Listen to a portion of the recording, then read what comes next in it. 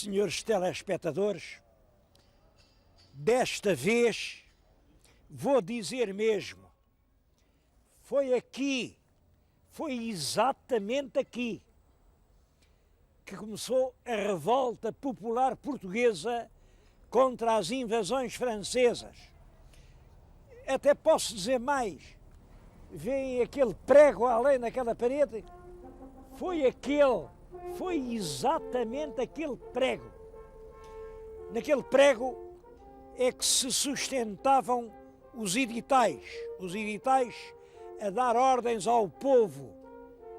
Ora, no dia do Corpo de Deus, 1808, portanto, dia 16 de junho, dia de missa solene, vinha o Sr. Coronel José Lopes de Sousa. O Sr. Coronel Lopes de Sousa era um coronel Tavira, um coronel importante, estava casado aqui em Olhão e estava a Ares, tinha vindo aqui a Ares, passaram uns tempos e veio à missa.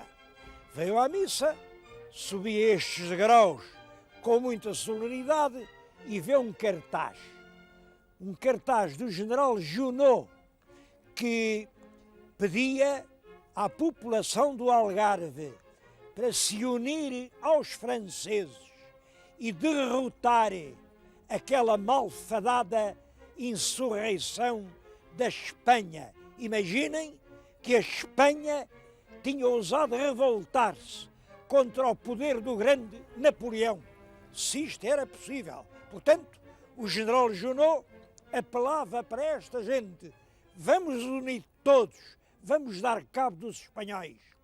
Bom, e o edital estava além, pendurado naquele prego, e em frente, no compromisso, estavam muitos marítimos, gente pobre, olhavam para o papel, quando viram passar o coronel, olhavam para o coronel e para o papel, a ver, vamos lá ver o que é que o coronel faz ao papel. Mas o coronel chega aqui, lê aquilo, também hesitou, mas teve um rasgo. Volta-se para o povo e diz: que vergonha, que gente esta! Os portugueses de outrora não consentiam uma afronta assim. Este papel já estava feito em bocados. É claro, mal o coronel disse isso, os marinheiros vêm todos de lá para cá, vão-se ao edital, fazem em bocados, sobem lá acima à torre da igreja, aquilo tem lá um grande sino, é dessa altura ao sino que lá está. Tocam a rabato, blam, blam, blam, e toda esta região vem gente de toda a parte, são milhares de homens a tomar posição contra os franceses. Isso teve este episódio que se passou, como lhes digo, às 10h30 da manhã do dia 16 de junho de 1808. Teve uma enorme importância porque a sublevação dos povos algarvios alargou realmente a todo o sul do país e as tropas do Junot, perseguidas de toda a parte, acossadas, expulsas, tiveram que abandonar Portugal. Bom, e depois teve até consequências para Olhão. A pobre aldeia de Olhão, que se chamava então, era apenas Olhão, uma aldeia de pescadores com casas de palha, passou a chamar-se a nobre vila de Olhão da Restauração. Vou-lhes falar nisso.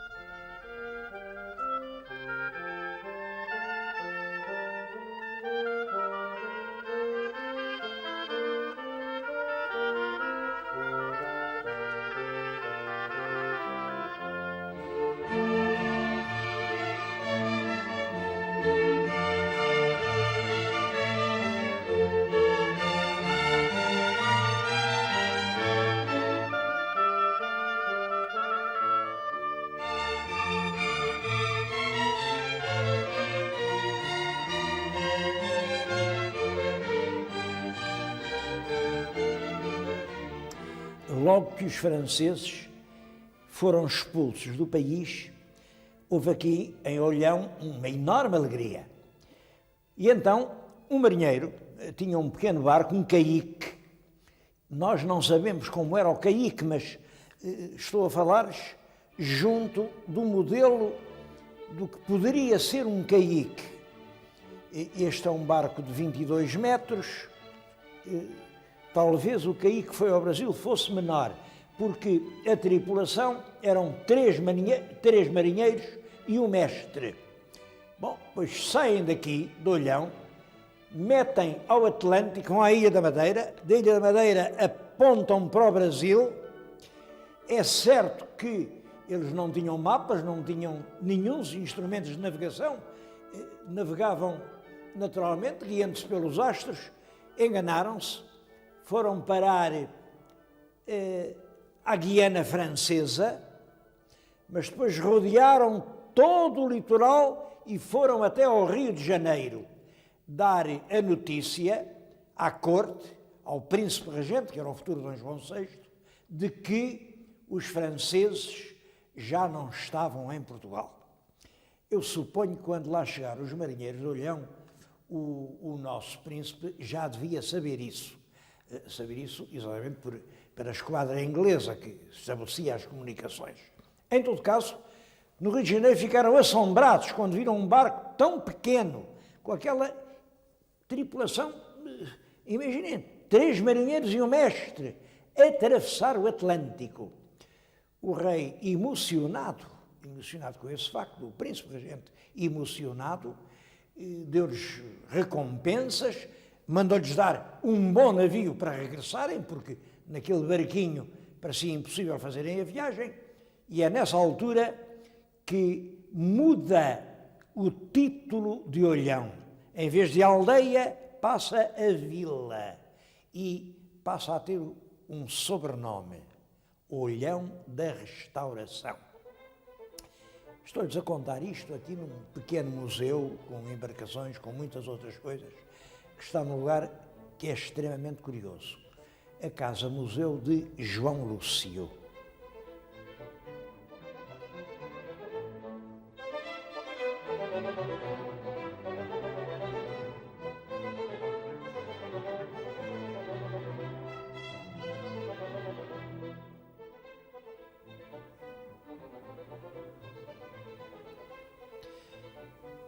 Claro que ser vila em vez de aldeia é importante.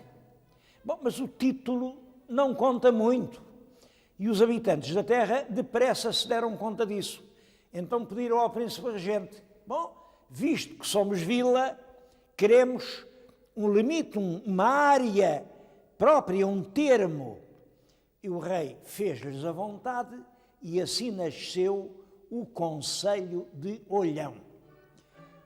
Isto é nos primeiros tempos do século passado.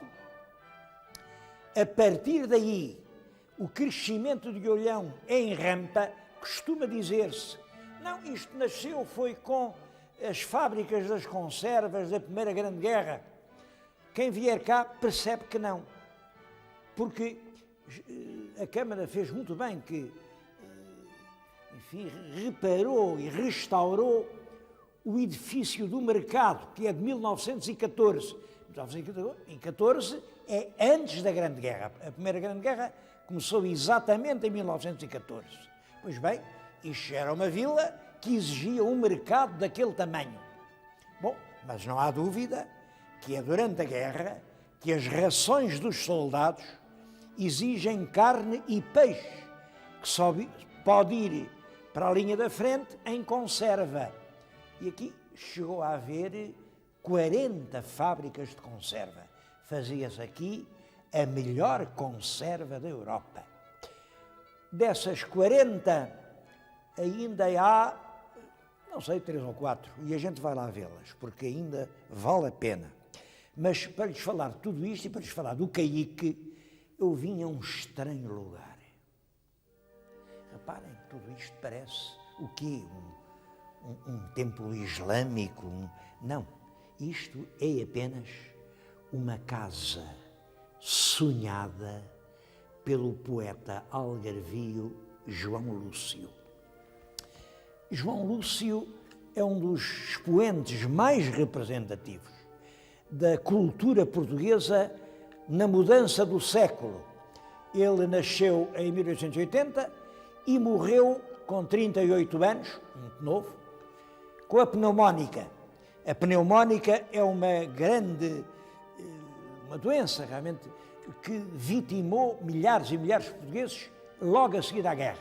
A pneumónica é em 1918. João Lúcio, nesses 38 anos que viveu, fez um nome literário, publicou numerosos livros.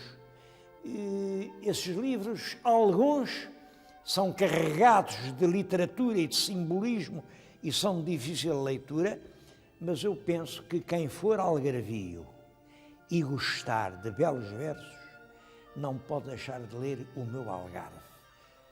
Talvez que O Meu Algarve seja o mais belo livro que jamais foi escrito sobre a terra algarvia. Esta casa permaneceu assim uma espécie de templo à memória de um poeta.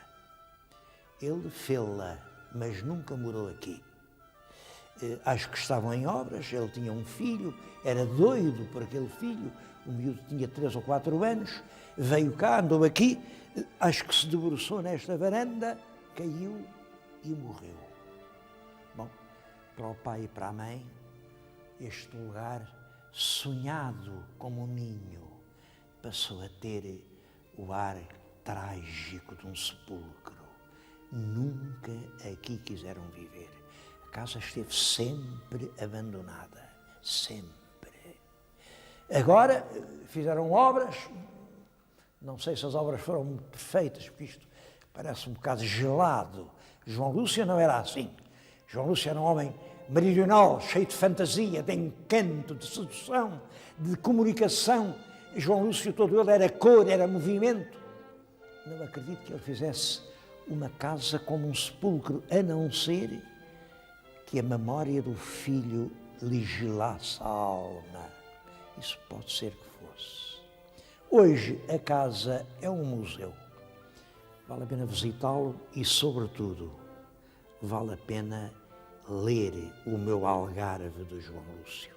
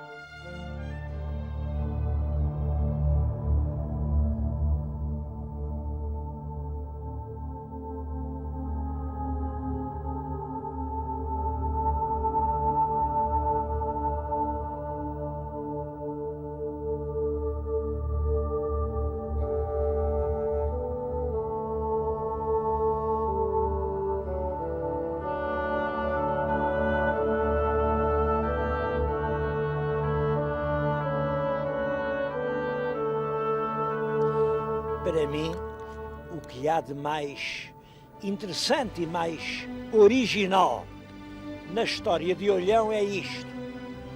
É uma povoação que nasce do mar, da atividade dos pescadores. Não nasceu há muito tempo. Eu creio que a primitiva Olhão pode ter 300 anos.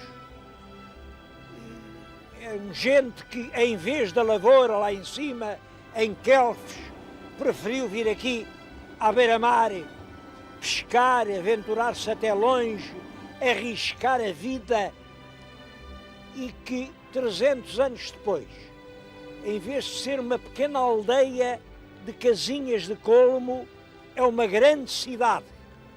Uma cidade que tem cerca de 40.000 habitantes, mas teima em continuar a ser uma cidade pescadora.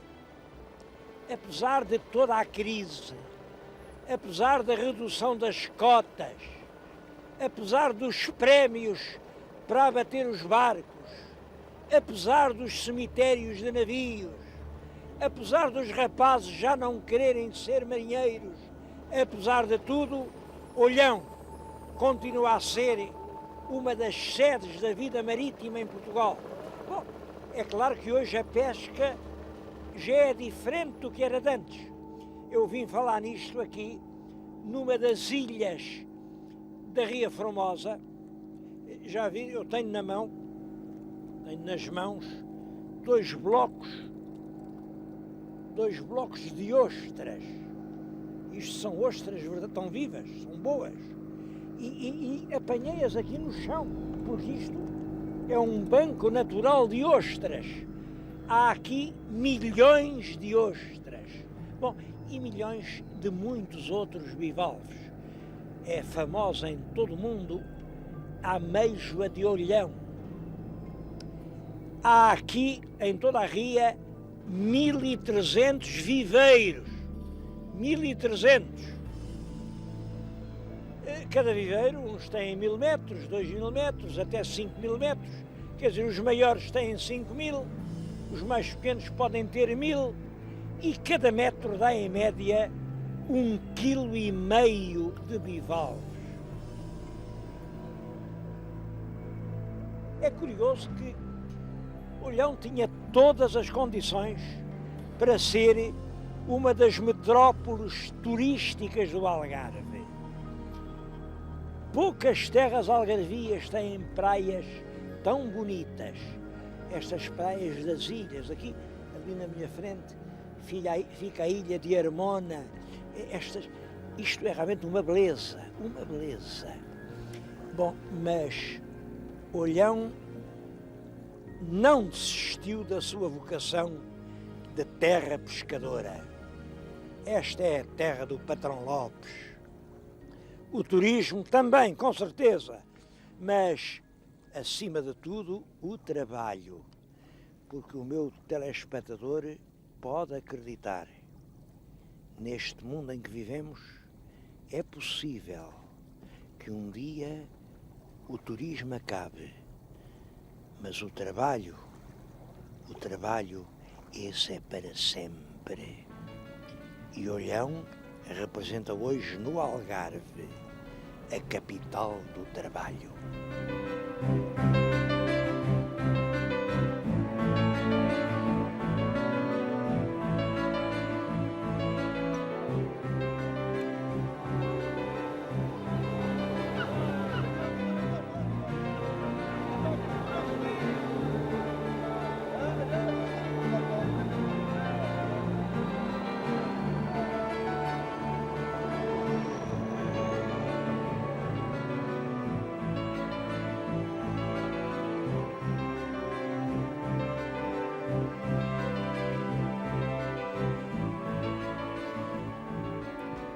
Com a pesca relaciona-se diretamente a atividade conserveira, que é claro que as conservas de peixe são feitas com o peixe que os pescadores trazem. Uma ligação que é direta, era antigamente direta. O peixe vinha diretamente do mar para as fábricas. Hoje nem sempre é assim. Estou-lhes a falar numa fábrica moderna. Esta fábrica foi fundada há 2 anos. É uma fábrica de grande porte e pode-se dizer, antigamente havia 40 e agora há 4, mas hoje as 4 fazem quase tanto como faziam outrora as 40. E esta fábrica é ainda à maneira antiga. Traz 6 navios no mar. Os navios descarregam o peixe diretamente para aqui. Bom, isso explica uma coisa. Explica que as conservas portuguesas, apesar de não serem as mais baratas, porque há países, nossos concorrentes, que apresentam no mercado conservas aparentemente iguais e mais baratas, e apesar disso, as nossas estão sempre vendidas. O peixe vai daqui para a América, para a Inglaterra, para outros países da Europa, porque apesar de mais caro, é preferido. a única explicação está na qualidade. No Algarve há 4 fábricas aqui em Olhão, creio que há uma em Vila Real de Santo António e há outra, mais uma em Portimão. Bom, isso é o que resta da nossa antiga atividade conserveira. Portanto, também se pode dizer que Olhão é a capital da conserva. Isso é significativo. Isto representa exatamente de que é uma cidade que não mudou a sua fisionomia. Olhão mantém-se profundamente ligada ao trabalho e ao mar. Claro que o futuro das conservas, o que é que podemos dizer? Eu acho que não é preciso ser profeta para dizer que o futuro das conservas em Portugal está ligado ao futuro da pesca. Naturalmente que se não houver captura de peixe, não pode haver atividade das fábricas. E se as fábricas fecharem, são mais alguns milhares de portugueses que terão de ficar sem emprego. Eu aqui em Olhão exprimo o meu voto profundo de que isso não tenha de acontecer.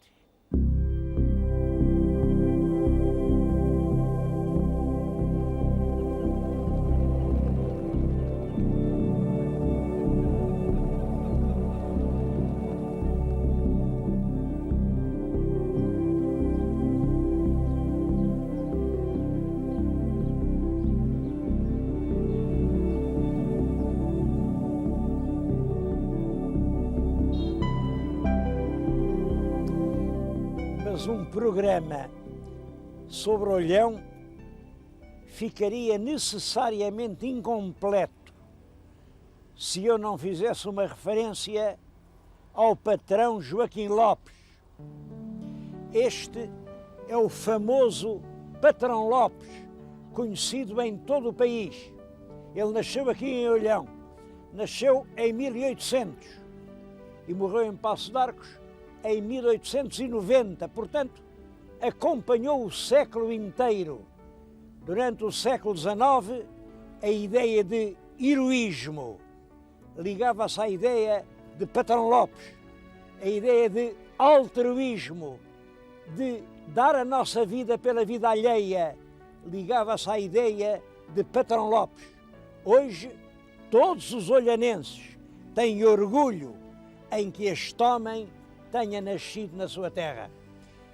Está este busto, como veem, está com o peito aqui coberto de medalhas, medalhas dadas por vários países do mundo, e tinha mais.